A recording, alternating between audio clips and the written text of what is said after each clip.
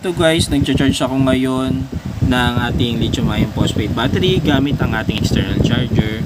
Kasi ngayong araw na to ay medyo makulimlim, hindi na-charge yung ating 12 volts battery ng full charge. So ngayon, ito, makikita nyo, gumagamit ako ng nice power supply with charging features to guys, no? So actually, tinetest ko pa lang siya ngayon kasi kakadating lang nung item na to. So sinet ko yung charging voltage natin ng 14.4 volts and 10 ampere naman yung ating charging current.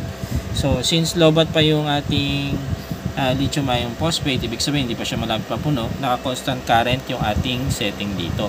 Ito hindi natin control to guys kung saan itong lumilipat. Pag malapit na siya mapuno guys, mapupunta to sa constant voltage, no? So makikita nyo dito guys pala sa gawing dulo is yung ating ampere hour.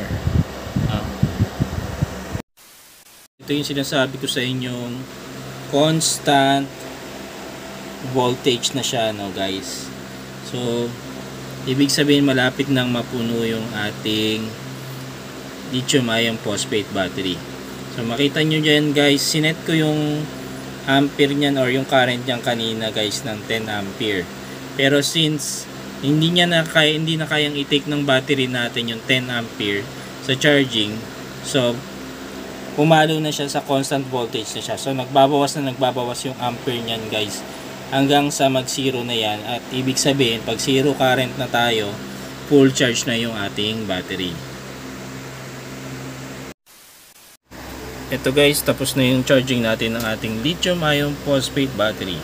So napansin nyo guys, nag zero na yung ating currents, and then hindi na siya sa state na to guys, hindi na siya nagcha-charge kasi kinat niya na yung output ng ating power supply. Pansin nyo yung output button, wala na siyang ilaw. Ibig sabihin stop na, cut na yung ating charging.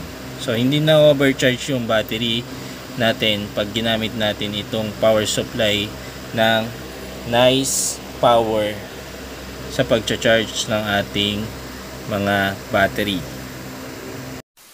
Then isa pang napansin ko guys, itong ilaw ng battery, no? So previously during charging kulay yellow yan guys, pero ngayong nag-stop siya ng charging, nag-turn siya ng color green.